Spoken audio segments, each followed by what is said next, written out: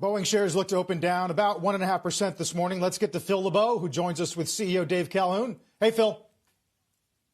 Thank you, Carl. Let's bring in Dave. Dave, let's talk about the quarter. A sixth straight quarterly loss. $1.53 a share was the loss, worse than the street was expecting. But you put out a memo to your employees as soon as the numbers came out, and you said in that memo you believe that this is an inflection point. 2021 is an inflection point. Why do you believe that, and why do you think that you are, and I'm not trying to put words in your mouth, but starting to turn the corner here? Yeah. Well, Phil, first, it's good to be with you. I do feel it's an inflection point for a lot of reasons. First and foremost, the way the industry came together with the government to keep the industry alive and well for when a recovery eventually returns, I think will play out in the months ahead. Because I believe, at least in this country, in the United States and a few other domestic markets, traffic really is ready to burst back. And our customers are busy getting ready for it. We are getting ready to support them in every way that we can.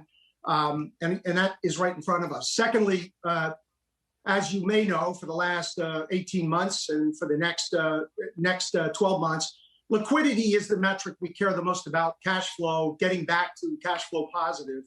And first quarter for us, despite a very big shortfall in 787 deliveries in Q1, we're still slightly ahead of the track that we had planned, which is, as you know, have us getting back to cash flow positive in 2022. So there are a lot of reasons why these vectors are moving in the right direction.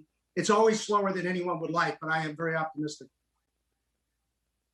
Dave, how worried are you about what we're seeing with the pandemic, whether you look at India, whether you look at parts of Europe, and does that make you perhaps rethink the trajectory of a recovery for those long-haul markets, maybe push it back? Already it's delayed, but push it back even further. Yeah, I don't believe, if you look at all the epidemiology charts with respect to spikes in other countries, while this one is prolific because of the population and because of the state of the healthcare system in India, while this one looks worse and is worse, I think it'll still follow the same kind of path. And ultimately, we'll get it under control as we move out the end of this year. So I don't think it changes that long-term recovery for wide bodies or for those international routes. You know, I do worry for India, our company, and I hope the country does everything in their power to support India at this moment with supplies, et cetera. It's a big deal, and I think this will have a very deep and lasting effect on domestic travel in India. So we do watch that. Shepard Smith here. Thanks for watching CNBC on YouTube.